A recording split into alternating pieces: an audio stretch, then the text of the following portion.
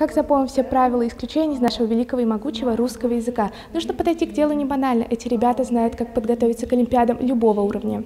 В Центре развития талантов «Аврора» проходят необычные сборы. Ребята готовятся к Всероссийской олимпиаде школьников по русскому языку.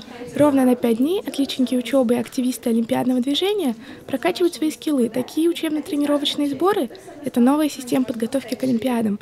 Как попасть на учебно-тренировочный сбор? Нас сюда собирали по результатам регионального этапа Всероссийской олимпиады школьников по русскому языку. Соответственно, в каждой параллели 9, 10, 11 класс взяли по 3 первых места. И вот мы здесь. Какие занятия у вас тут проходят? Каждый день к нам приглашают нового педагога, каждый из них отвечает за свой раздел русского языка. Например, вчера у нас была лексика, сегодня у нас была в основном морфемика. И, соответственно, мы проходим как теорию, так и решаем какие-то задания, то есть у нас есть и практика.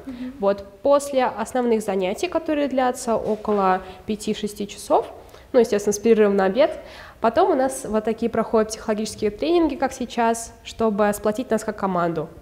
Подготовка идет не только по направлению русский язык. Ребята плюс ко всему развивают свои навыки в области коммуникации, психологии и других не менее полезных областей. Сюда попали самые лучшие по итогам регионального этапа Всероссийской олимпиады. В качестве педагогов привлечены представители жюри, члены регионального этапа. Как ты готовился к олимпиаде по русскому языку?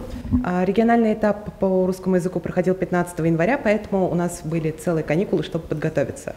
На этих каникулах мы занимались с моим классным руководителем и учителем Лялиной Лидией Владимировной, за что ей огромное спасибо. Она уделила огромное количество времени на мою подготовку. Мы сидели, разбирали древнерусские тексты, решали различные задания различного уровня сложности. И в итоге, я думаю, это в большей степени повлияло на мой результат. Чем тебя так привлекает русский язык? Безусловно, как ответил бы любой человек, это его богатство. Например, в некоторых языках нет такого слова, которое бы передавало значение каких-нибудь русских понятий. Например, нет точного перевода слова «тоска» в английском языке.